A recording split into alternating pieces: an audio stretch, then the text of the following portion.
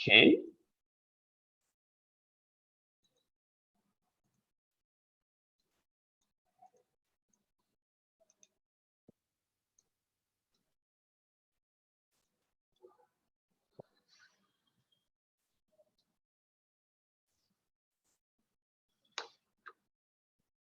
Okay, as I said earlier, I'll be keeping this session very simple, and primarily my audience that I expect is the novice in the field of information system. So I have bifurcated this particular activity in 11 steps. So when we make this particular activity in steps, it becomes so easy and so digestible. So you can easily start information system audit. So in step one, I'll be discussing about the information system policies and what we need to see in the information system policy. Whether approvals are there, whether it is updated on regular basis, and other element that I will be discussing when I will discuss step one. In step two, I will discuss about application level control. So basically, applications are appropriately categorized. Whether we have dedicated owners,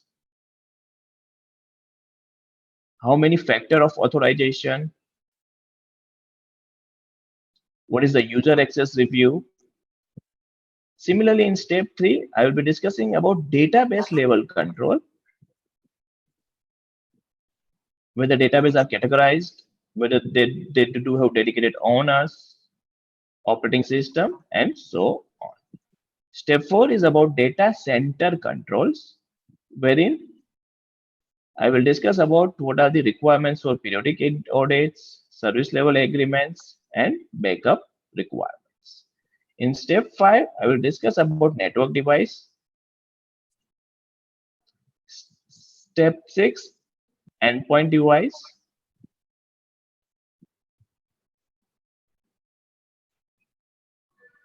My step seven will be about the email controls, wherein I will be discuss what is sender policy framework, what is DMARC, and how, as an auditor, you need to validate this. Please do not worry about the technical terms. I will make it as simple as possible for you people. My step 8 will be about third-party service provider and outsourcing controls. Step 9 will be about desktop controls. So I will be telling you how you can verify whether an operating system is licensed, whether appropriate user restrictions are available, whether browsers are latest one. Okay. Similarly, I will be discussing about BCP and IMP in my step 10, and step 11, it will be about my user awareness and background verification. Okay, so now this step 1 to step 11 will cover around 70 to 80% of any audit checklist. You may be doing audit as per your SAMA, or maybe you may be doing audit as per our RBI, or maybe you may be doing audit as per SOC 1, SOC 2. 70 to 80% checklist will be covered through our step 1 to step 11. So in your step 12, you need to decide what is your audit objective. So if you are doing audit with respect to PCI DSS, then you need to complete remaining checkpoints from that particular subject. If you're doing audit from 27001, then only 4 to 5 new checkpoints will be there they need to cover. If you're doing from HIPAA perspective, around 10 to 20% more checklist will be there. So step 12 depends on your audit objective, and then you need to complete the remaining audit checkpoint. I hope I am clear. Okay, someone from the audience, if they can let me know whether my speed is okay, or I need to speak slow, or I need to speak fast, or can anyone confirm from the audience? Yeah, the speed is okay for us. Okay. Thank As you, usual, your speed is absolutely fine. Thank you. thank you, thanks a lot. Okay, so now before we start actual understanding about the practical aspect of system audit, if you can help me with the introduction. Okay, so what you need to do, you need to either scan this particular QR, or you can write the URL classpoint.app and write the class code 39923.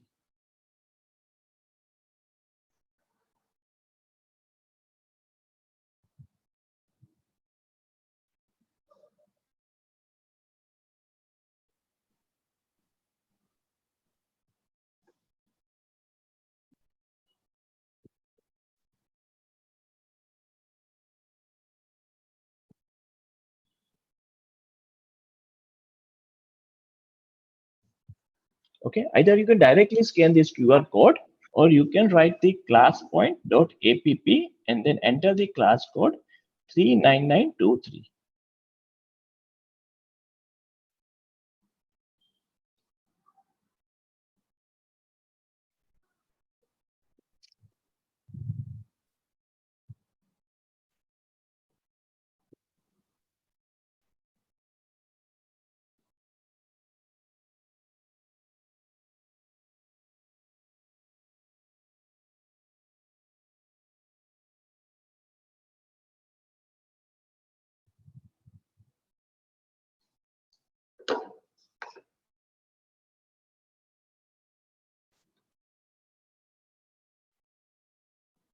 Okay, so it's simple. You just need to open the class point.app and write the class code 39923, or you can directly join by below QR code. Okay, so what I want is basically your basic information. I don't want your name, only I want your profile. So for example, if you are a system auditor, you write system auditor and years of experience. That's what. So this will help me to determine how I should carry on this particular class.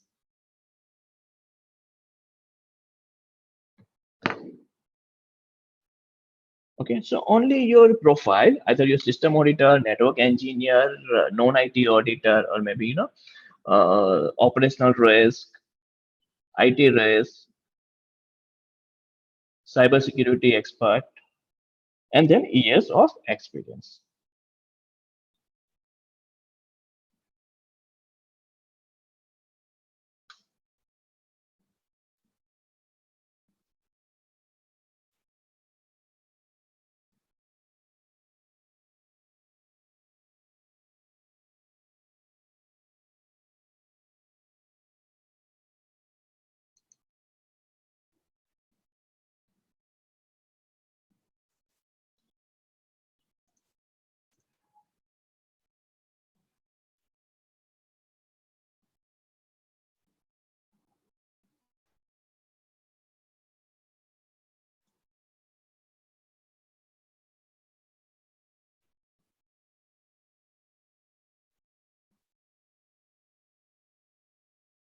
Okay, so now let me check. Okay, so we have a variety of expression over here.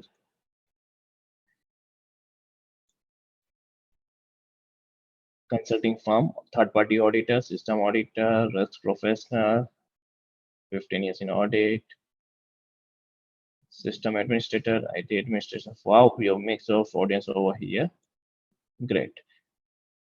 So I request all of you, whenever you feel, you can add on from your experience, from what I am saying. It will be very helpful for me as well as other participants. So don't hesitate to speak on something where you can find okay, you are making value to the audience over here. Okay, so with this, let us start our practical aspect. Okay, so what you are seeing here in screen is just a checklist for information system audit. So as I told you earlier, I have bifurcated this particular checklist in various steps. Step 7, step 6, step 7. Okay, so let me start from step 1. So before start of audit, you need to give this audit checklist to your auditee organization and obtain this particular information from your audit. These are the basic requirements that will help us to determine the level of control in an organization.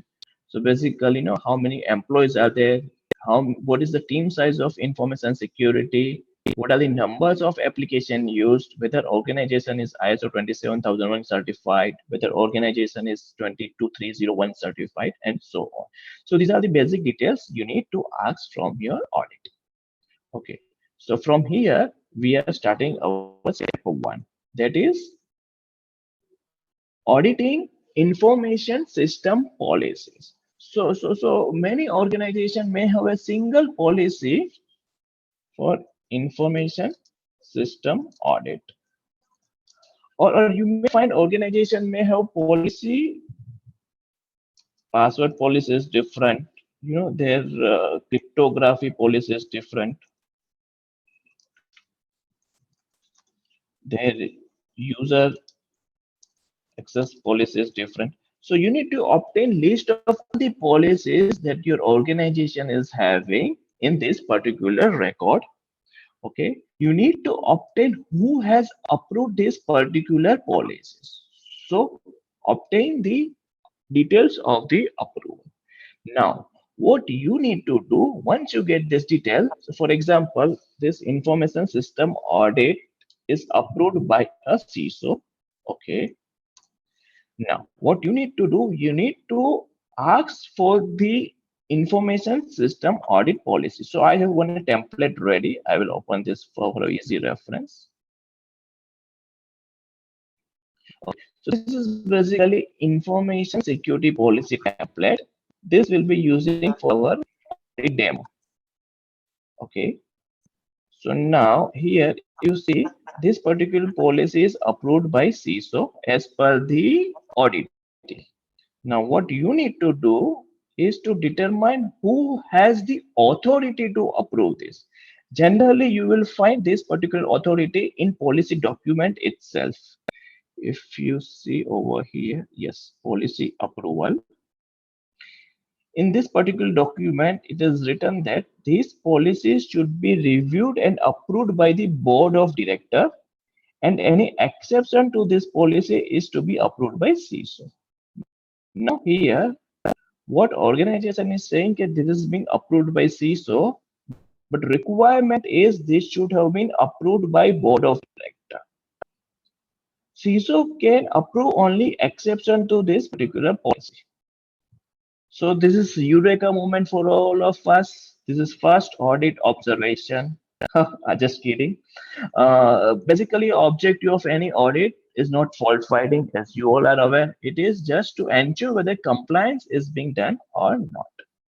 Fine. Anyways, our first audit observation. What is the observation?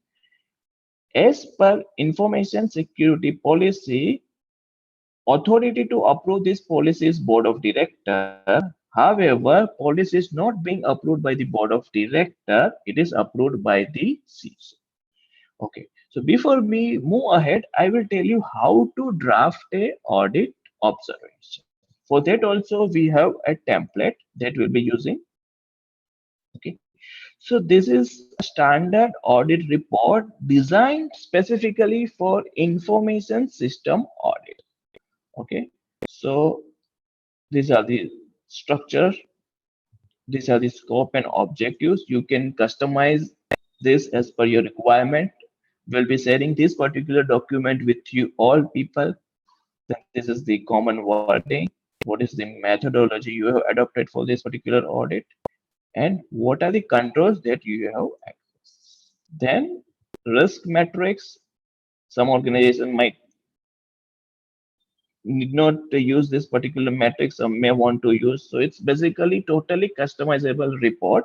You can use whatever field you want.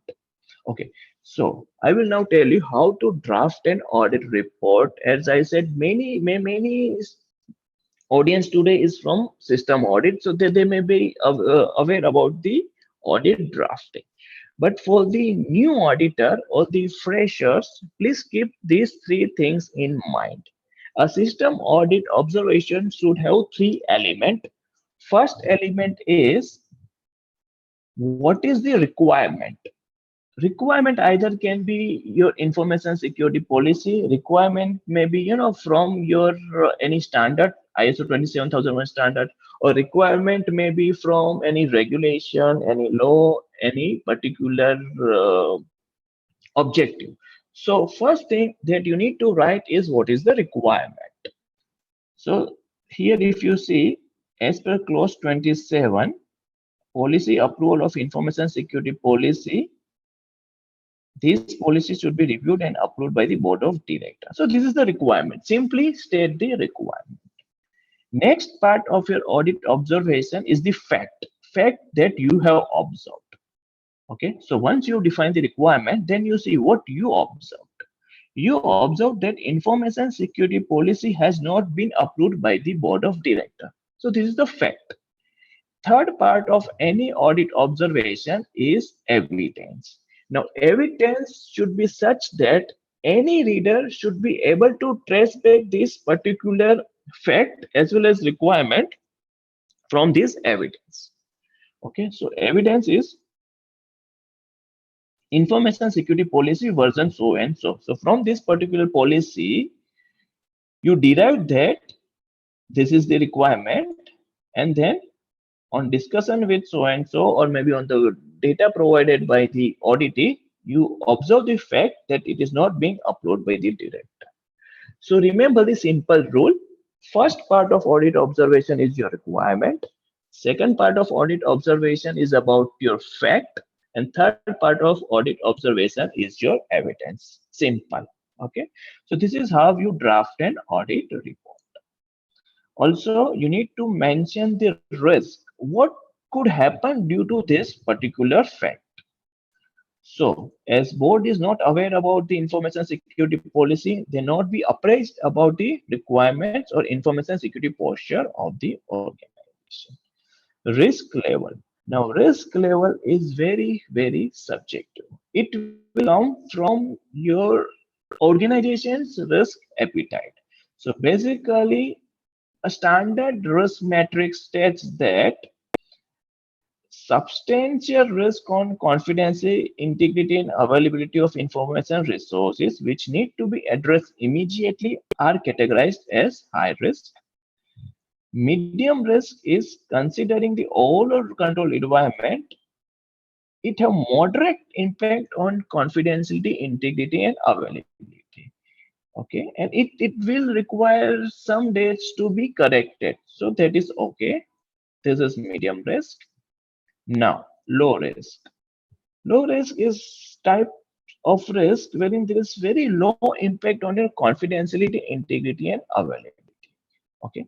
So this will always be subjective and it will depend on overall risk environment, overall control environment, and risk appetite of the organization. So as a fresher or as a starter, you will always feel difficult to define the risk level. But don't worry, gradually once you get hands-on experience, you'll be able to understand the risk level. Okay. Recommendation should be straightforward. What is the recommendation that you will require an organization to do? So what is the action that you want an organization to take? Organization, if they will take this particular action, then only you will close the observation.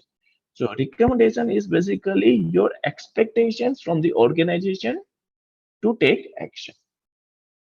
I hope I have made this clear how to write an audit report. We'll be sharing this audit report template over too. Okay. So coming back to next checkpoint, latest version number. This is basically for your information, no audit significance as such, but here you'll able to determine what is the version number being applied for this particular information system, information security policy. Okay. Now latest approval date. Okay. So also first you need to check. So for example, let us see this particular policy is approved last on first 2020. Okay, you are auditing in the month of October 2022. So audit date, let us write here.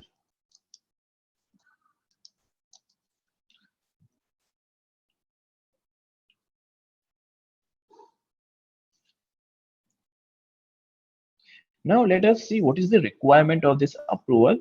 This requirement also generally you will find in your information security policy.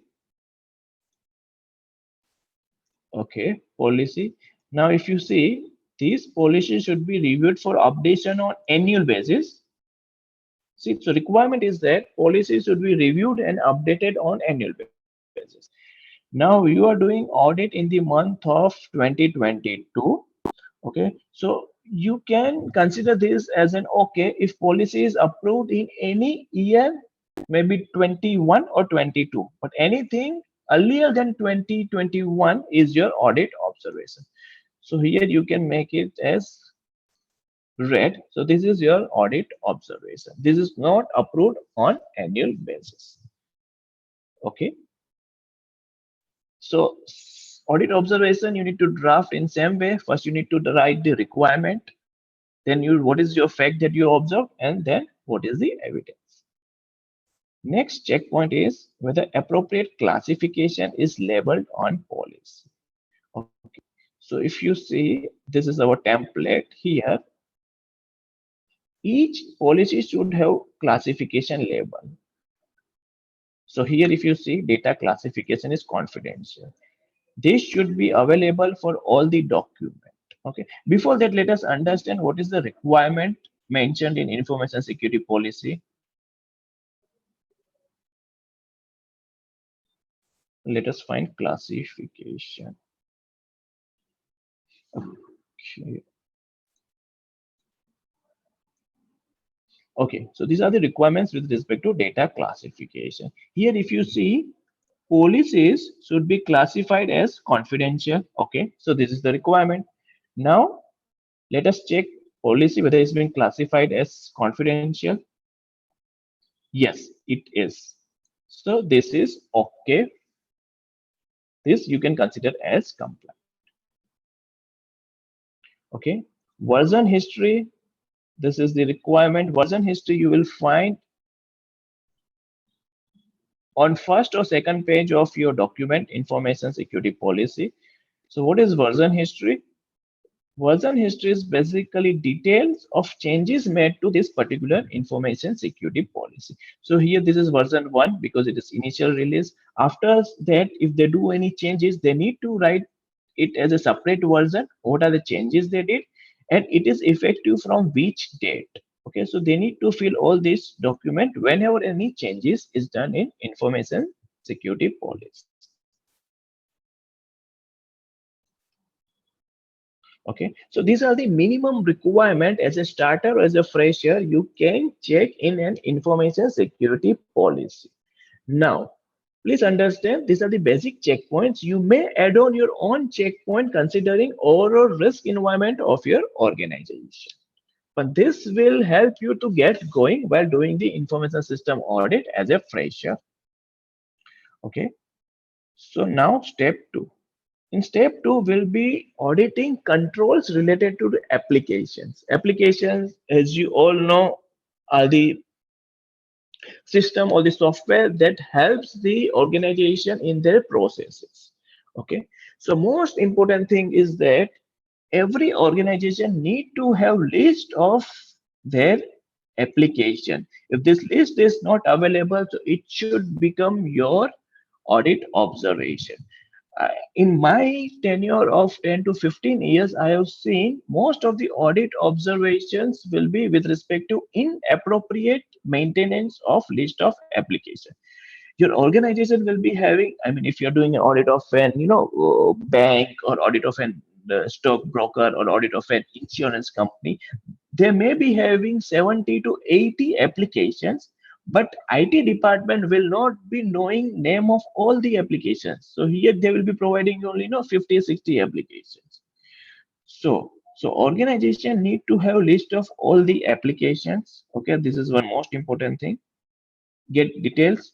Second is for what purpose or what is the objective of each of these application. Okay. Third requirement is whether application owner is being defined. It is of utmost importance that you need to have a dedicated owner for each application. If application is not having an owner, it means it's orphan, and if it's orphan, then it means it is subject to high level of vulnerabilities. So unless and until you have your parents, they cannot control the application. So application owner. Further, to the extent possible, application owner should be an individual having a good amount of authority rather than a group of people. So when you make this application owner as a particular finance department, So we don't know who in finance department will be taking care of this application. So we need to have a designation, head of finance, or maybe head of IT, or maybe head of audit. So this particular individual is owner of this application. Also, you need to cross verify what is the requirement in information system audit, information security policy. Okay, so this is our information security policy. We need to find ownership. What is the requirement? Let us check.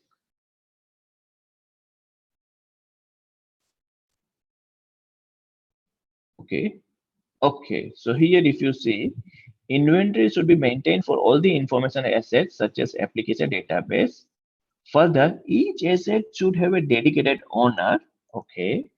To the extent possible, ownership should be assigned to an individual having appropriate level of authority. Asset owner is responsible for managing the risk. Okay, so this is the requirement. Now, if owners are not defined here, or if organization fails to give you the list of the owner, then you need to write this as an audit observation. Next checkpoint is application categorization. You already know what is the categorization. Categorization is basically defining classes of application on the basis of its criticality. So this is a critical assets. This is important assets, important application. This is non-critical asset or non-critical application. So what are the advantages of categorization? First one is a critical asset, if not categorized, may be underprotected. So you may not do protection to this particular application. On the other hand, a non-critical asset, if not categorized properly, it may be overprotected. So, you spend a lot of money to protect an application which is useless. So these are the advantages. So you need to see these applications are categorized, and further, let us also check what are the requirement in information security policy about categorization.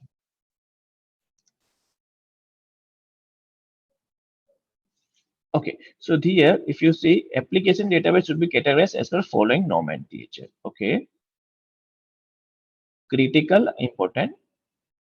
Okay, I think this may not be visible because of. Okay, now I think it's visible. Applications where recovery time objective is less than or equal to 2 days should be considered as critical. Database containing restricted and confidential data as defined in clause 2 should be considered as critical. Any other that is critical. So on test basis or in sample basis, you ask for the documentation. So for example, audit is saying you this particular application is categorized as other important and not critical. Then you ask for the documents. So why it is considered as other important? So therein you will find that recovery time objective is more than 2 days. Okay, then it's fine. They can consider as other important. So you cross verify this on sample basis. Okay, so it may not, if you are having a small organization, maybe 5 to 6 application is there, you can consider each and every application for your sample. But in big organization having multiple application, maybe 80, 90, 100, you can check on sample basis 5, 10, 15. So you will have basic idea what are the control levels. Okay, factor of authentication. Now let me discuss with you factor of authentication.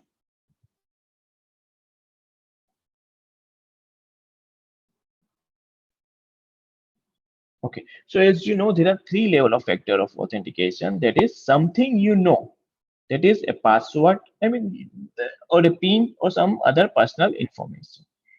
Something you have, a token, one-time password, or smart card. Something you are.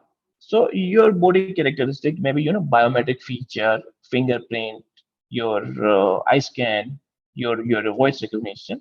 So you need to understand this factor of authentication have different element.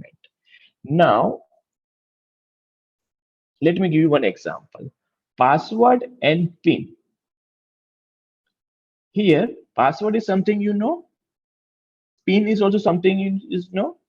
So this is the single factor. So when I go for audit, I generally, so as per our RBI requirement in India, there is one requirement, application which is categorized as critical need to have two-factor of authentication.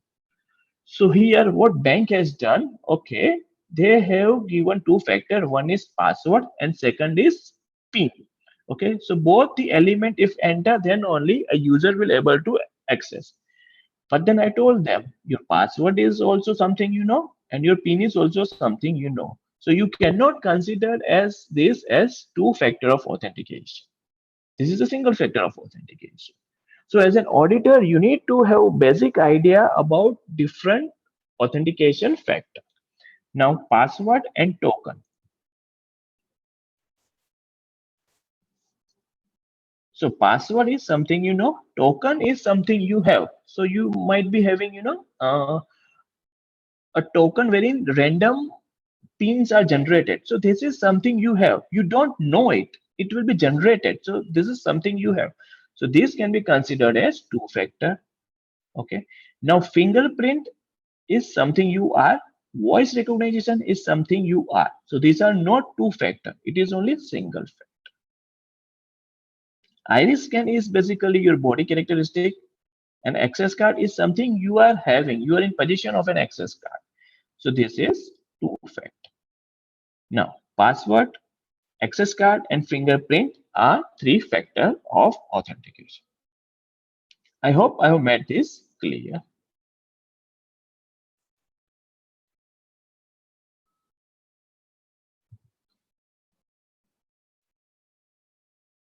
Okay, so now again,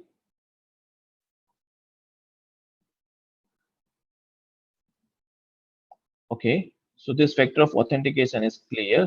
So you need to ask the bank how many level of factor of authentication they are having, and then you need to determine whether it's single factor, two factor, or three factor.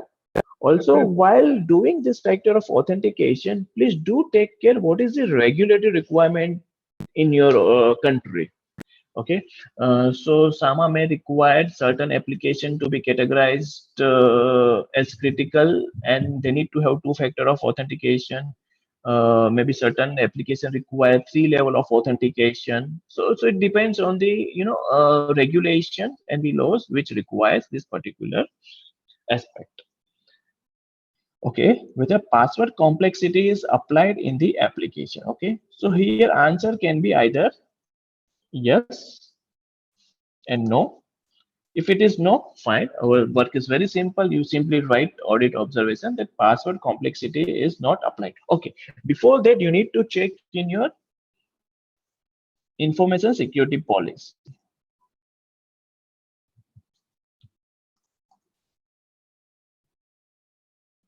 Okay. So in policy, requirement is there for all the applications and database. This is the requirement. Okay. So now these are the requirements. And your organization here, they are saying it's no. So fine, straight away take it as an audit observation. Here they are saying yes, but we are the auditor. We cannot believe the auditor only on their word. We need to have some evidence. So how you will check this? This is very simple. You need to ask your system administrator to open the application dashboard, backend dashboard, and show you what is the password complexity. So I will give you one, reference document wherein how it looks in backend application. So generally, backend application may differ from application to application, but ideally it will look like policy test settings wherein it must contain it must have numeric digits 0. So this is being ticked. Length of password is 8. They have defined. So you cross verify this 8 with the policy requirement. Okay, minimum length of password is 8. Okay, this is good. Password must contain one lower and uppercase. Password must contain one lower uppercase. Fine, this is good. So similarly, you cross verify the backend of the application and policy requirement. Directly, you cannot do it. You need to have support from your system administrator. Okay.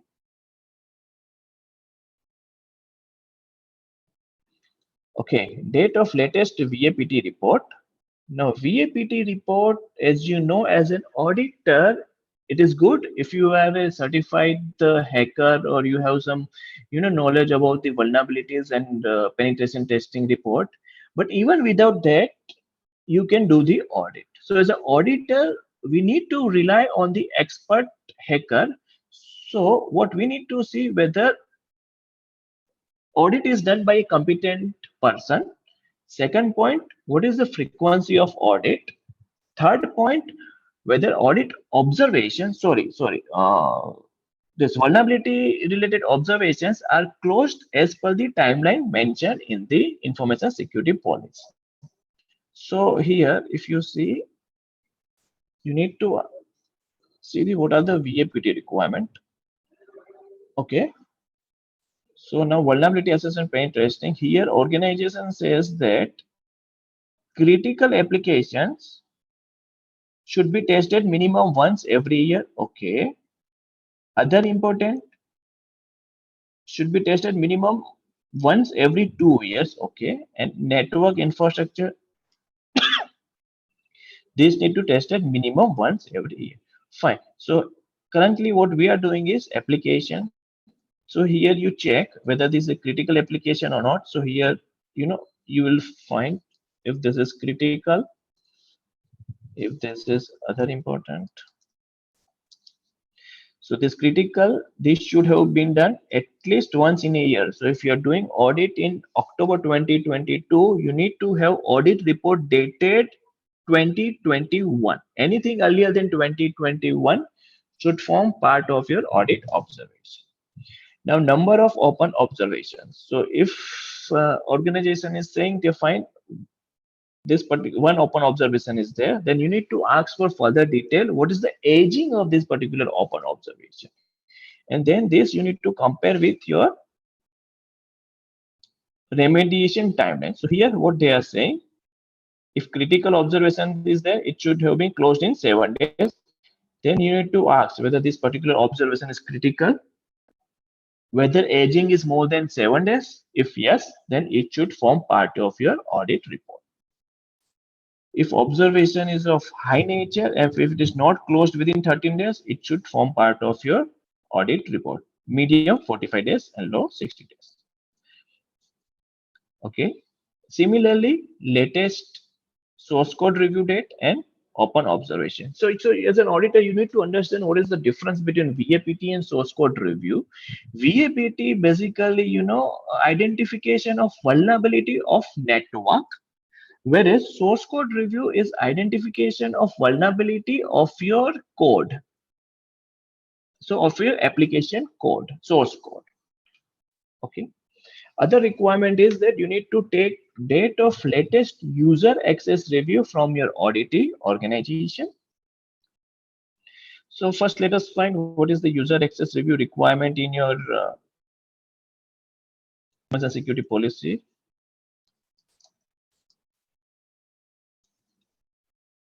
Okay, so here they are saying application owner is responsible to ensure this. Okay, and they need to maintain this in this particular form. Okay, so and this need to be done every yearly, I suppose. Okay, on annual basis. So you need to check these particular reports are available till year dated 2021. Anything earlier than 2021 need to be reported. If no user access review report are available for any of the application, then it should be also reported as an audit observation. So these are the point that you would like to apply at the time of doing the audit of controls relating to application. This is step 2. Simple. Now step 3 is about database control. So you need to ask for the name of the database server. They are having 1, 2, 3, 4, 5, whatever it may be. What is the objective? Storage of customer data, storage of financial data, storage of this, storage of that. Here also same principle apply. You need to have a dedicated database owner. Here also database categorization, same principle apply. You need to categorize your database according to the criticality of the data stored in the database. Okay, so this is one new point. You need to check the operating system of the database. Okay, and then you need to validate this operating system is still supported by the manufacturer. So for example, let us see. Okay, so this is basically,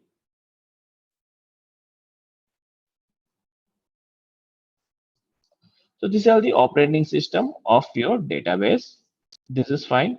Now let us check whether this Windows 12 is still valid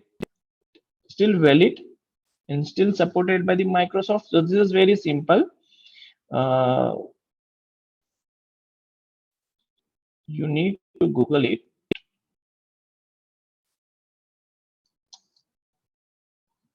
End of life.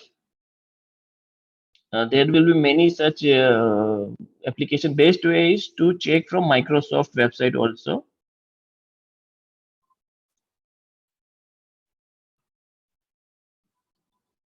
Okay, so this is available till 2023 and we are doing audit in 2022. So this is still valid. Okay, and extended security update is also available till 2026. So we do not have concern over this. Now, next concern is this is Windows 3. So this is okay. Let us make it green. Now let us check for Windows 2003.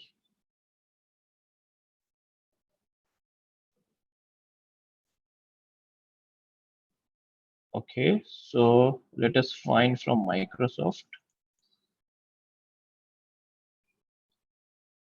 Oh, okay, so they are still using a server which is already achieved its end of life and there are no new support available from Microsoft. So this is your audit observation. You see, end date is 2015. Today we are October 2022. So this is our area of concern and it should be reported. Organization is using a server for which there is no active support from the manufacturer.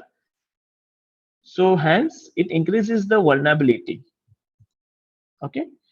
Now server location and backup location idea over here is to check whether both the location have at least, as a best practice, both the location should be established in such a location so there is difference of 40 kilometers.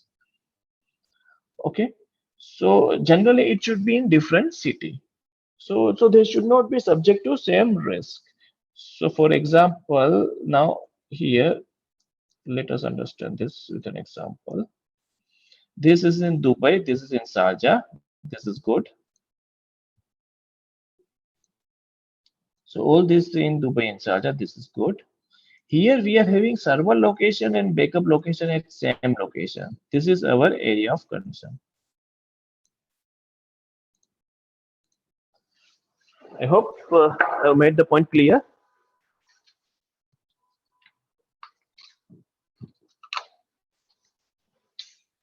Just a minute, I will charge.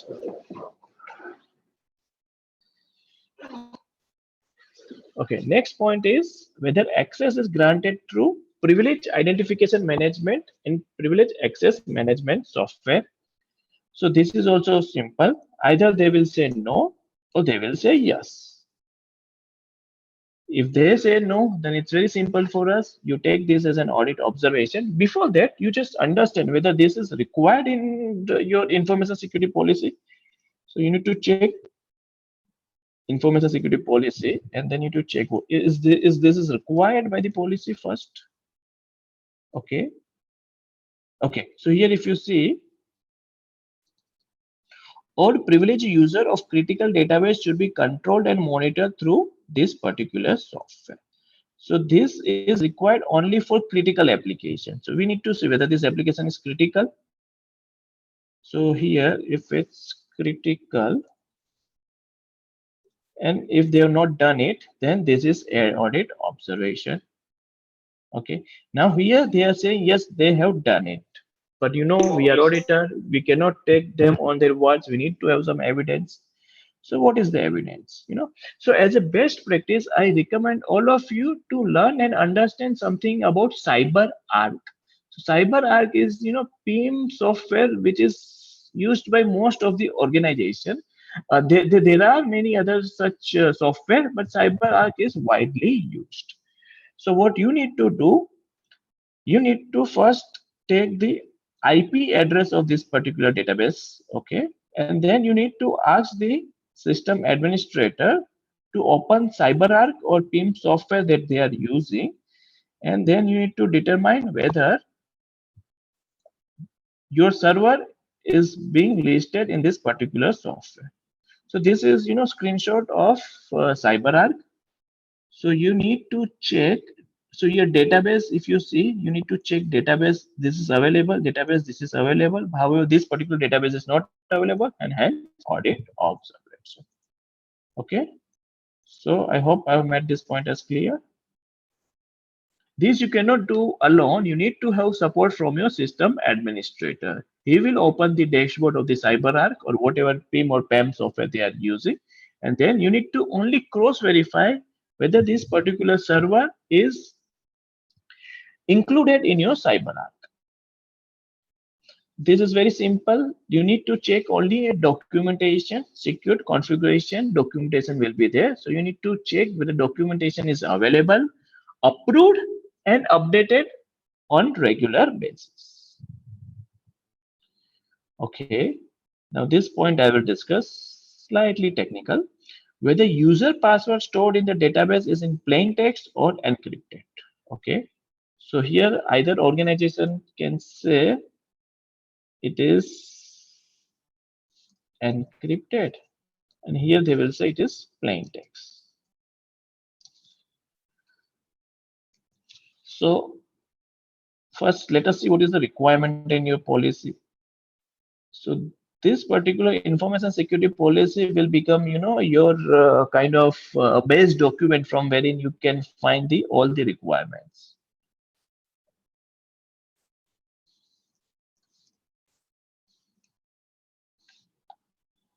Okay, password must be kept or saved in an encrypted format. Okay, and these are the algorithm should be used for password.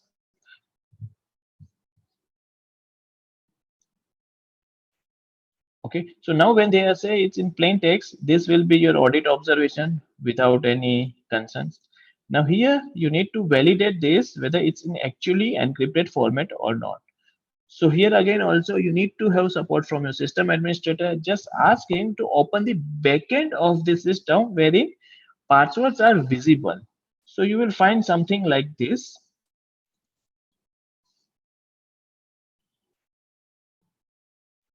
Okay, if you find here password, so these are the name of the user. If you can see, just a minute, let me. Okay, so these are the name of the users. Here, if you see, these passwords are in hash format. You cannot directly identifying the password. So fine, this is good. But if you find some password over here is written something like Hemang or maybe Hemang Doshi this, then this is your concern. This should not be visible directly. Okay, so this is basically a backend of an system application. So this backend may differ according to the application, but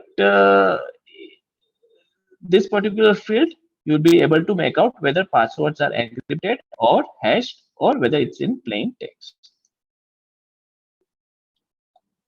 Okay, now algorithm of this particular encryption or hash. This also you need to take support from your system administrator.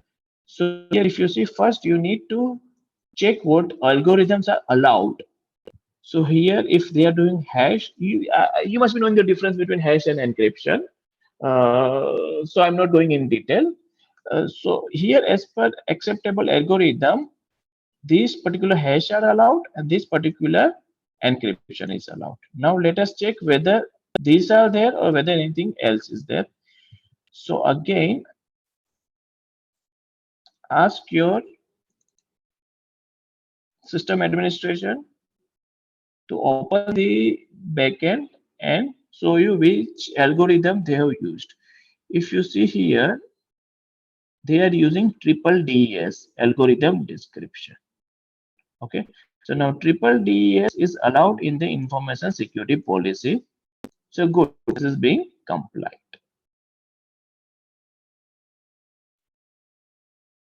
Okay, date of latest backup restoration test is very simple. You need to ask the test report and then you need to cross verify whether it is done as per the frequency mentioned in your information security policy.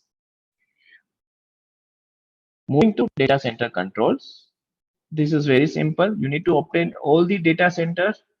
Data center means the place where all the databases are located. They may have their own data center. They may be using cloud or they may be using some third party service provider data center. Location, you need to ensure that if this is a primary data center and here it is,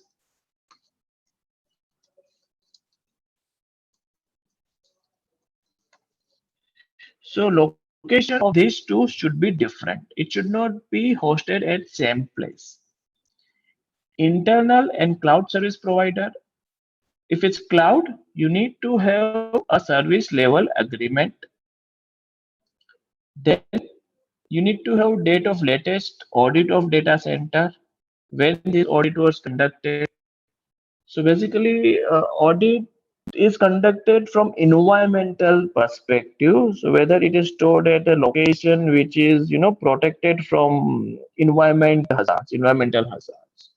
So this only specialized can do this kind of audit. Whether this audit has been done as per the frequency maintained in your information security policy, and also the same concept of observation applies. So whether it's being remediated as per the timeline mentioned in the information security policy.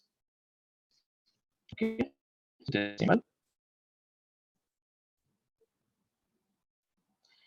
Same with network device. Network device means list of all the device like your firewall, your gateway. If you are doing audit of bank, so they will be having their switches, their hubs, Swift machines, etc. So they need to have detail of the devices. They need to also provide what is the objective of these devices. Same concept of ownership will apply over here. And when these particular devices were last reviewed for their configuration. So here also you need to check whether frequency is being adhered to. So if as per information security policy, it is being said it should be done every month. So whether every month this is being done or it may be required to be done every yearly, annual basis. So whether annual basis it is being done or not. Endpoint device, that is the step 6. Same concept, you need to have device list of all. Now if organization is saying sorry they don't have this particular list, so it will form part of your audit observation. Unless and until they have list, how can they ensure whether they are being controlled? So most important aspect is to have this particular list readily available with the organization.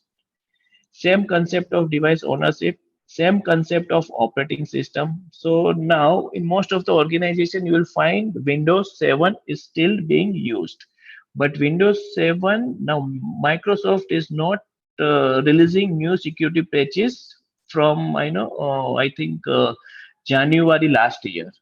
So this is your audit observation. Okay, whether configured with antivirus, anti-malware solution. So here also you can check some users laptop or desktop and check whether AV are being installed or not. Now email control.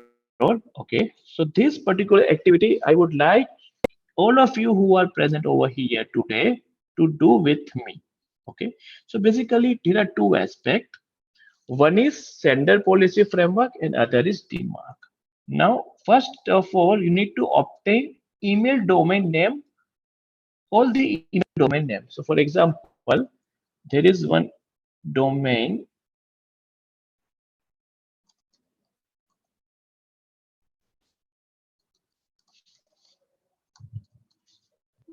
in com.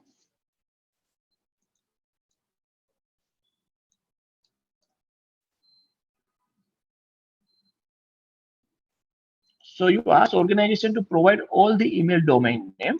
Okay. Now what is sender policy framework? So basically sender policy framework is a control wherein I, as a owner of this particular domain, will say my email will generate only from email server A or email server B. Okay. If this particular email is generated other than my server A or server B, it will be blocked by the recipient email. Okay. So here I am defining authorized server from which only my email can be generated. Okay, so a third party cannot spoof my email from his server because my particular email will be generated from my authorized server, maybe A or B. So this is known as sender policy framework. Hope I am clear about the sender policy framework. Here, what I am defining, my email server will be either this or this, nothing else. And DMARC stands for Domain Based Monitoring Authorization Reporting Conformance. So basically, when this server, say SPF, is defined, second step is DMARC, wherein a recipient, when they receive a email other than the email defined by me, this, if DMARC is being enabled, it will go directly into spam, or it will be, I mean, he can decide whether it will go to spam or it will directly deleted, or maybe it may be come with sorry, warning message. So here basically controlling of a next step of SPF, that is sender policy framework. Now question is how to validate whether SPF is enabled, whether DMARC is being enabled. Now, in most of the organization, you will find will this will not be a compliant. Now, it's very simple. You need to Google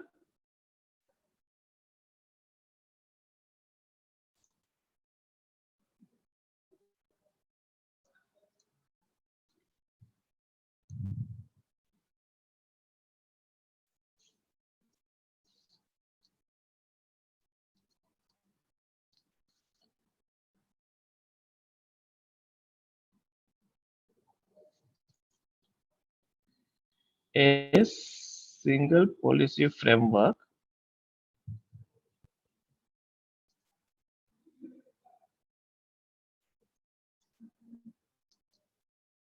record checker.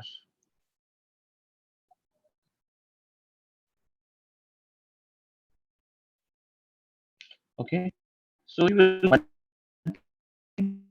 website when you check the record. Now you need to go over here.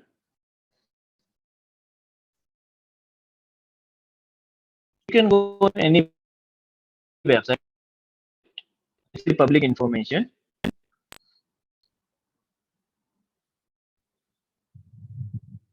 Okay, so here validate SPF record. So if you see, you can write any record like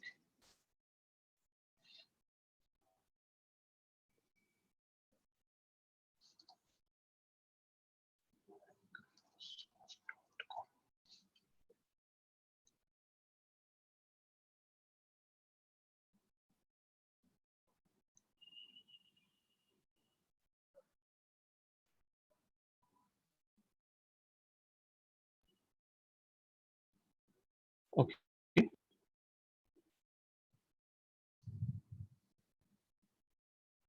So here, if you see, we did not find any problems with SPF record.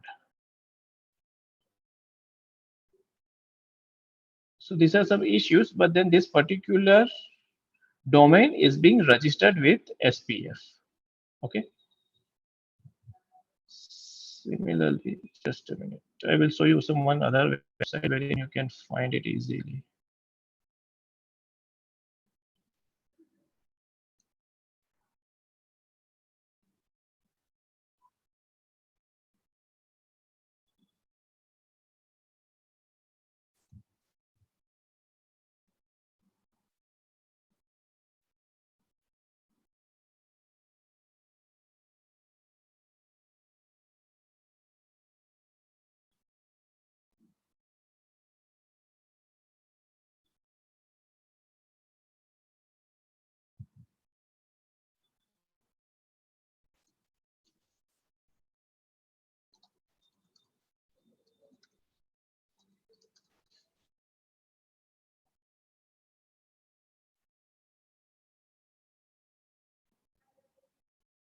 So you see your SPF record is valid. Okay, so this is okay for us. Now, I want all of you to do this exercise in your laptop. You write your name of your domain and see whether your SPF record is valid or not. And then just let me know whether it's being enabled or not.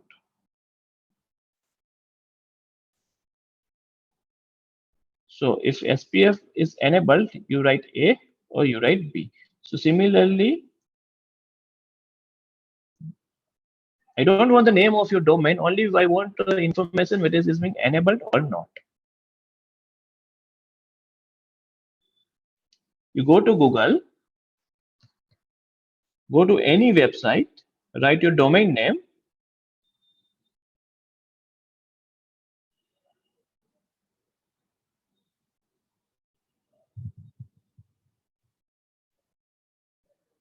Google find SPF record checker, and then best way is to go to dmarkian.com.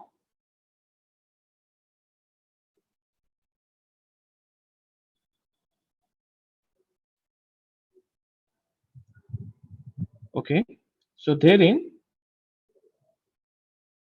you write your domain name and check whether it's valid or not.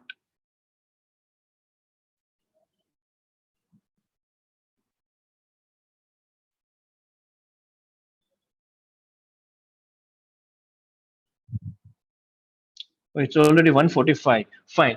So we'll not spend much time over here. But idea is to give you hands-on experience how to get this check. Similarly, you can get this check through DMARC. So if you see out of two, they have not able to find. So that SPF is not validated and one is validated. So wherein it is not validated, you need to write in audit observation. Okay. We need to make this quick. Okay, so this is for the mark. There are a few questions also which the participants have asked. Maybe we can Right. So we will quickly stop after. Yeah, we will quickly stop after doing this. This is the last 5 minutes. Yeah, no, that's fine. Absolutely, as per your convenience. Couple of questions are there. Okay, thank you, Pranav. Okay. So similarly, step 7.3 is about attachments are scanned by antivirus before downloading. So this is also easy. When I say it is very easy, it means that you need not do anything. You need to only go to your system administrator. So basically, you need to ask your system administrator to open their AV dashboard and determine whether email downloading is being scanned. So how it will look? It will look like this.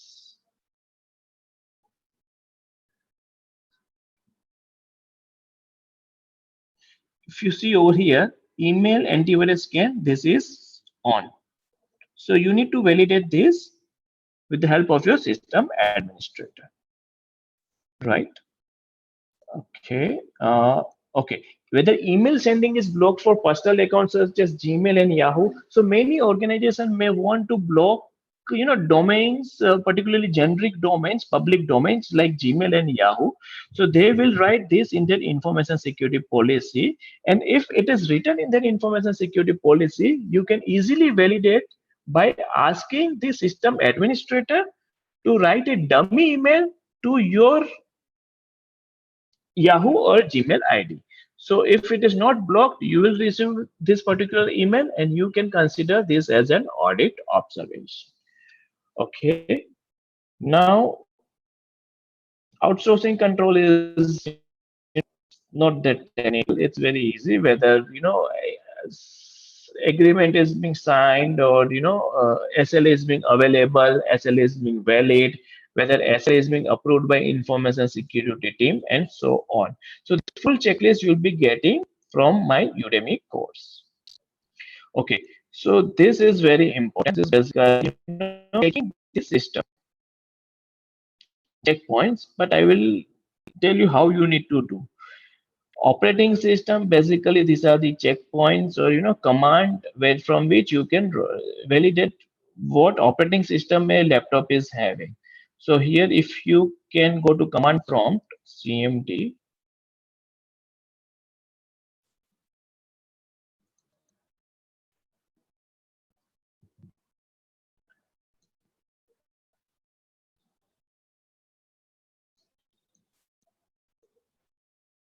Okay, so you need to write window version, WINVR. Okay, so you will get this is Windows 10 and it is being licensed to Hemang Doshi, and you will be find organization name over here. If you find this is of someone else, then this is the question of licensing. Okay. Then same license we discussed. Then activation, you can search by activation setting. Uh, Password edge. Okay, this is the checkpoint, important checkpoint. So what you need to see is what is the requirement in your information security policy. Okay, so password.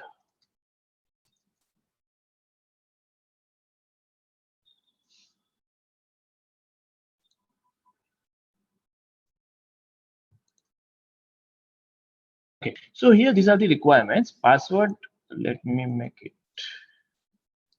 Okay, minimum it should be 30 days, maximum it should this. These are the requirements for Windows login. Okay, so now as an auditor, what you need to do, you need to open the command.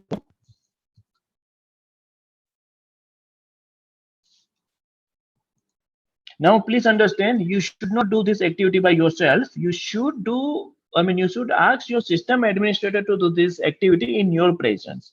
As an auditor, to the extent possible, do not touch user's laptop or desktop. Please ask the user or system administrator to perform this task. Okay, so here you write the command net accounts. I have already given all the details what you need to do.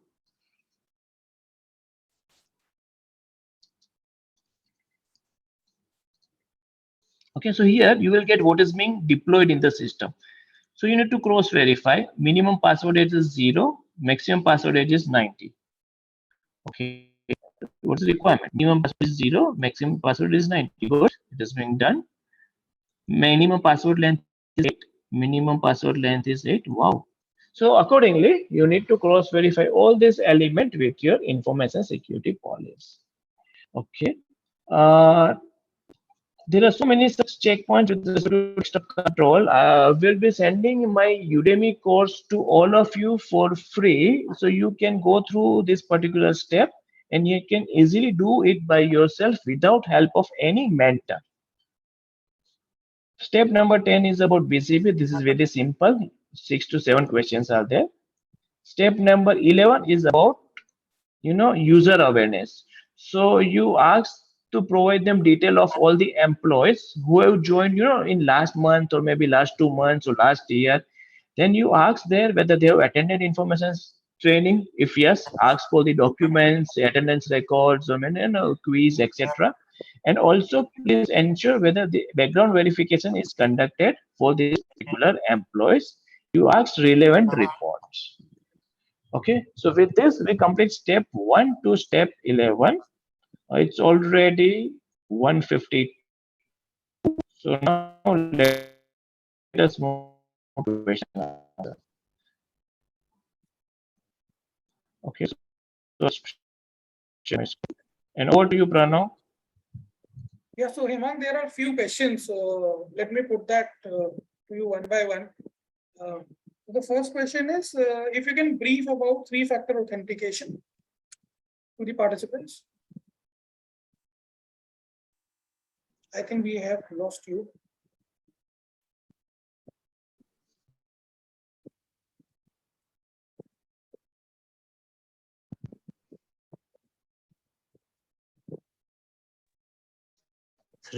Hello. Yeah, I think the Hemang has just got dropped. Maybe some internet issue. We wait for a couple of minutes to let him join.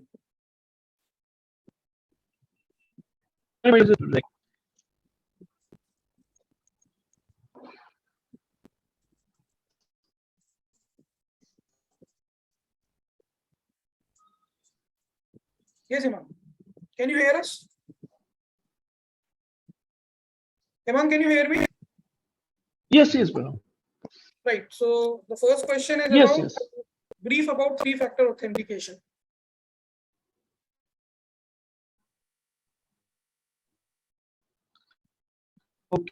Three factor of authentication is very simple. First, you know something. For that, you need not have any external element like password or PIN or something that you know. That is first. Second factor is you need to have something. So that is access card or maybe is or no OTP is coming. So this is one factor. You need to second factor. Third factor is No, Hemang, I body think there is some fingerprint, Hemang, voice recognition. no, sorry, So this Hemang, is we cannot third hear you. factor. We cannot hear you at all. I mean, there is some audio problem at your end. Maybe you can reconnect once again, if possible.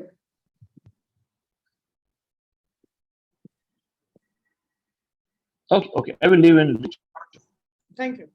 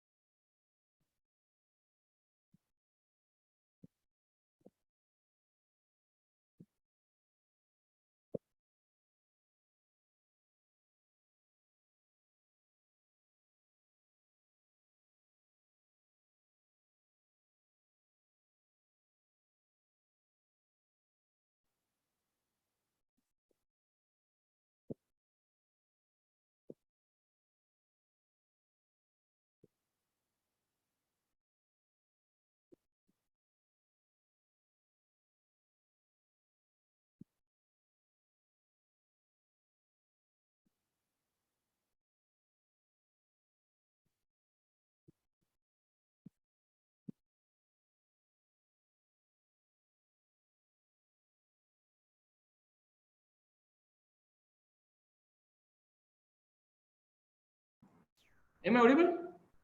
Yes, Hemang, better. Yeah. So sorry for some network issue. Yeah, but there is a lot of echo in the sound.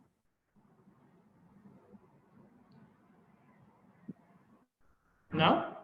Yeah, it is better, Hemang. I think we can proceed with this. Okay. Yes, please. So yeah, three factor of authentication. We need to understand first factor is something we know. I mean, for that we need not have anything. It's being in our mind like password, PIN, etc. This is the first factor. Second factor is for that you need to have something, either your mobile or your access card or your OTP generator or token generator. So this is some element you need to have. That is a second factor. Third factor is your body part. So maybe fingerprint recognition, voice recognition, your retina scan, etc. So these are the third factor of authentication. Okay, thanks. So the next question is difference between VAPT and source code review. VAPT is basically for your network vulnerabilities, and source code review is for your code related vulnerabilities. So basically your PHP vulnerabilities, your HTML vulnerabilities, I mean whatever codes are written, vulnerabilities with respect to that can be identified through your source code review. Okay. Mr. Ahmed, anything which you have to specifically ask since the question was asked by you? You can please speak up if you want. It's clear. The explanation was clear. Yeah. Thank you. So, the next question is, what will happen if the domain is not an SPF? So your recipient will receive email for your email ID, which is or spoofed one. So this is, someone else is using your email ID. So phishing attack can happen, some information you will be sharing with this particular email ID. So if SPF and DMARC is not being enabled, so third party can have control of your domain. Fine.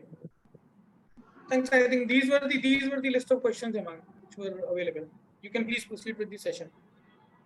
So from my end now, things are completed, and thanks a lot Cubetix Solution and Pranav for providing us this opportunity. And we'll be sharing Udemy lectures for this as well as ISO 27001 to all the participants present over here today. And thanks a lot for your cooperation and support during this lecture. Thanks a lot. Thank you, Hemang. So if any participant have any IT related questions, probably or a cyber security related question, please feel free to unmute themselves and ask the relevant query. Yeah, hi, my name is Ashok. I just like to understand how to perform the security assessment on third parties. Basically, I part of the third party risk management team. So I would like to proceed with the third party technical assessment aspects, right? So I'm currently into operational risk management in terms of third party. So in case if I can able to enhance the career with the security assessment on third party, it will be great help. Thanks. Great. So always for third parties, your starting point should be your SLA. In your SLA, there will be certain criteria. They need to do this. They maybe off your video.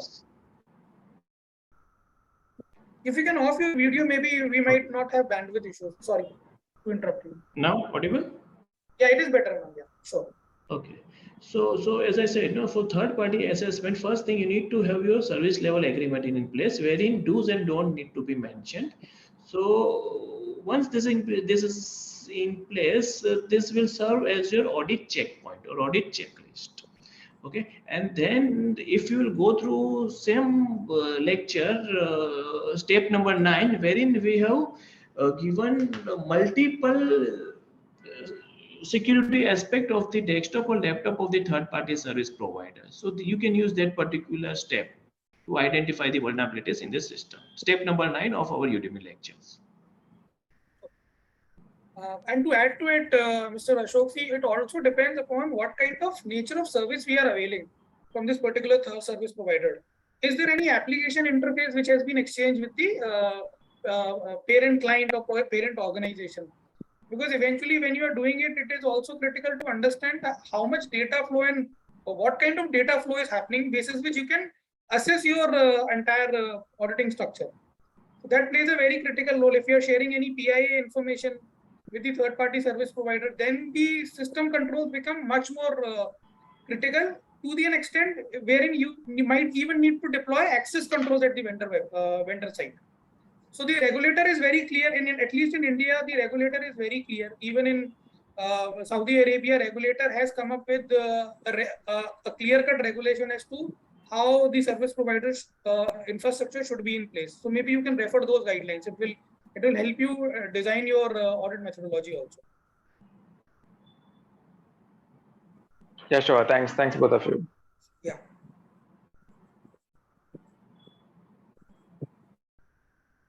Okay, so Hemang, there are a few questions regarding how may we get your access code. So that is one thing. Access code will be providing you shortly. Okay. So we have received the email IDs. We would be sharing the link codes and everything over to you email itself. Gentlemen, I have one basic query. Can I raise it? Please, sir. Yeah. Hemang, see, I have close to 18 years experience in testing.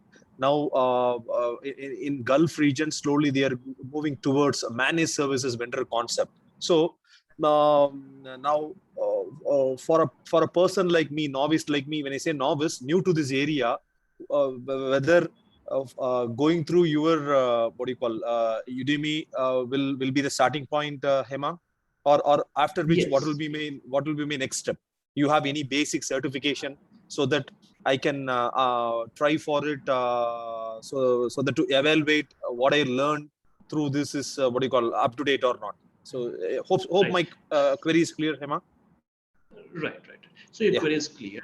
So first point is that, but obvious, my course will act as a starting point, and basically, this course is designed for the freshers and the persons who are not having experience in the system audit.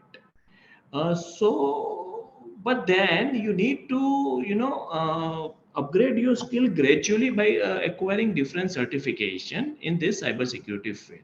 So basically, you can easily start, but then gradually you need to get other certificate as well. sure, Hema. Okay.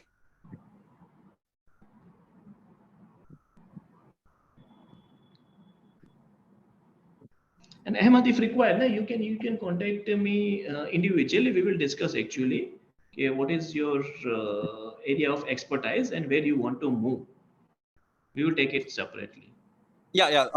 For sure, I will get back to you, Hema, on this one. You are in you are in LinkedIn, right, Hema? I'm in LinkedIn, and further, if you can contact Cubetix, they will Okay, provide my sure. number to you. Okay, thank you.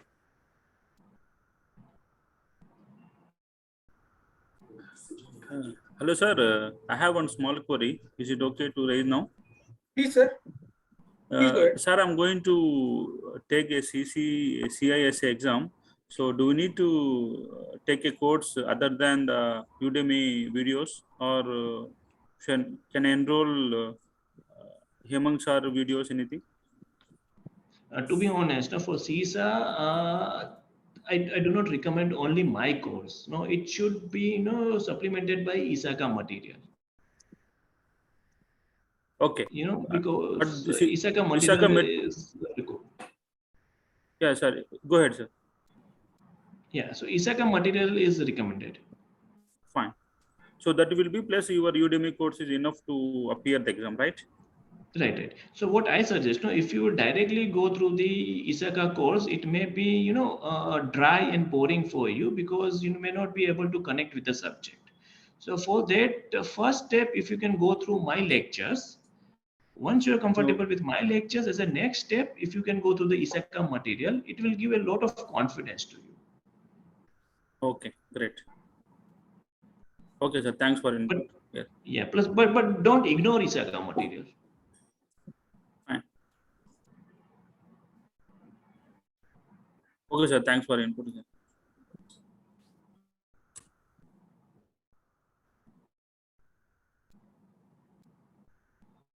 Any further questions, or we can conclude? I think, Hemang, there are no further questions. So thank you everyone for participating in this session. Thank you, Hemang, for taking us practically to the various critical aspects of information system audit.